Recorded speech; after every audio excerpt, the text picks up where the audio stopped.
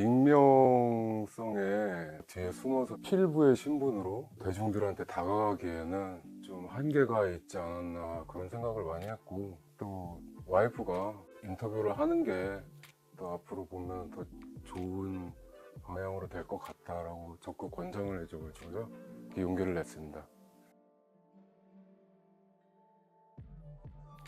혼자 이렇게 썼던 게 취미였기도 했고요. 따로 이렇게 글쓰기를 배웠다거나 뭐 전공을 했다거나 그런 거는 없습니다. 근데 다른 게 있다면은 뭐 소년 삼국지나 뭐 만화 삼국지 뭐 이런 게 어울릴 나이에 어머님께서 이문열 삼국지를 선물을 해주셨거든요. 어렸을 때부터 이제 이문열 삼국지를 거의 끼고 살았습니다. 대학교 전공은 글과는 전혀 상관없는 학과로 해서 진학을 했고 1년도 안 돼가지고 저 그만뒀어요, 대학교는.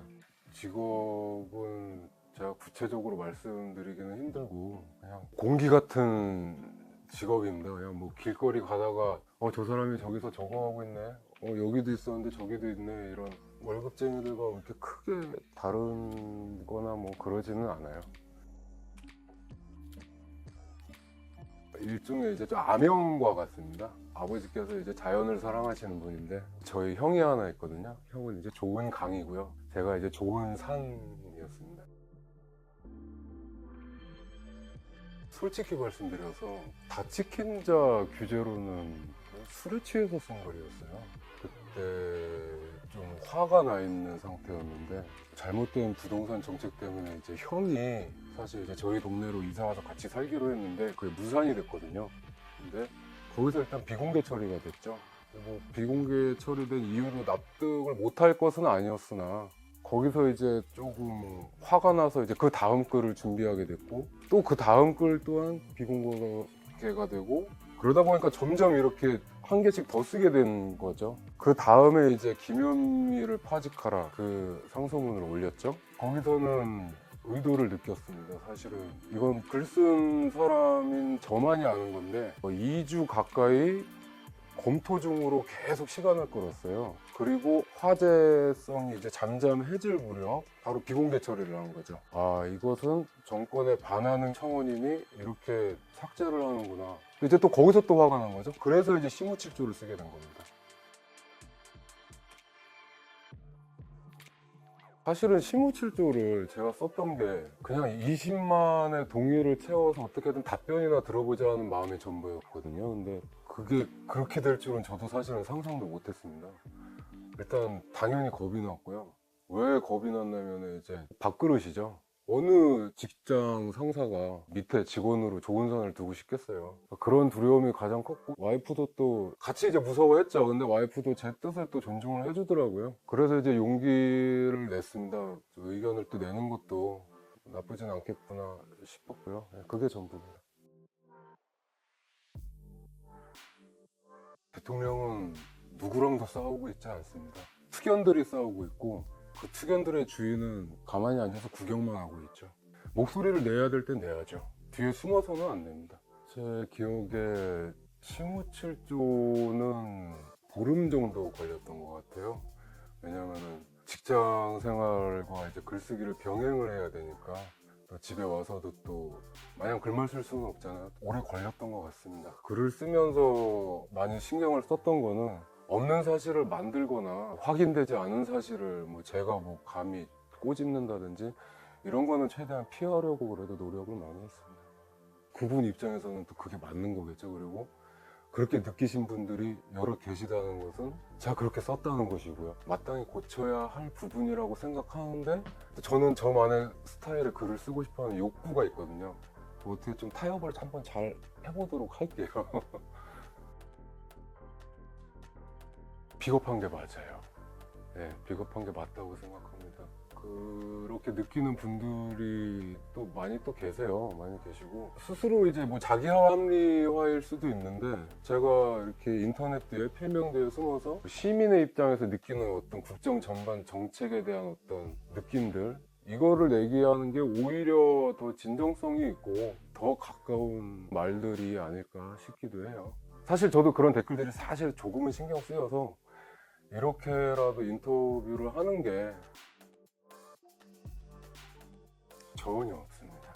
저는 제 글에 대한 자부심이 있습니다. 그 자부심이 뭐냐면은 솔직한 어떤 애아빠의 심정으로서 이 나라의 어떤 평범한 월급쟁이로서 이렇게 글을 쓰는 제 글에 대한 자부심이 강하거든요. 또 앞으로도 그런 것은 뭐 제의가 들어올 일도 없지만 들어온다고 하더라도 저는 제 글을 지키고 싶습니다.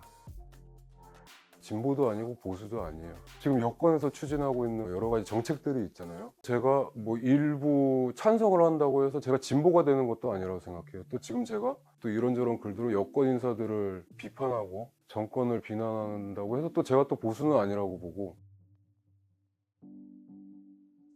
그게 사실은 누군가의 목소리를 담기에는 정말 좋은 요소죠. 좋은 요소인데 지겨운 레파토리라고 말하기 전에 그 지겨운 레파토리가 왜 생겨났는지부터 따져봐야 할 것 같습니다. 왜냐면 그만큼 많거든요, 그런 분들이.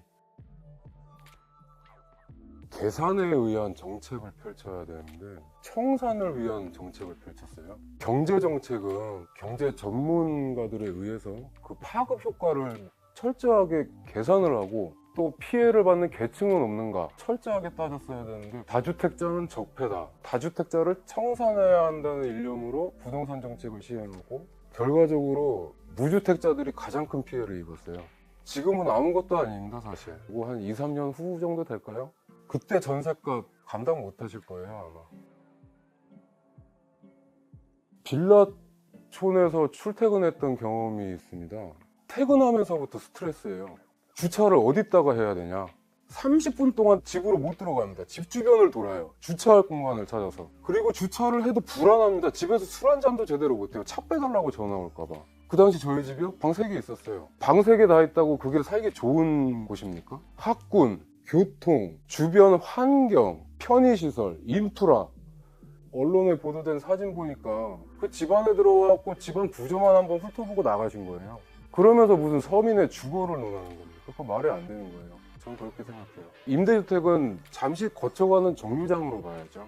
근데 지금 상황에서는 집값은 오를 대로 올랐습니다. 그리고 임대주택 제공을 통해서 국민들에게 주거복지를 제공한다.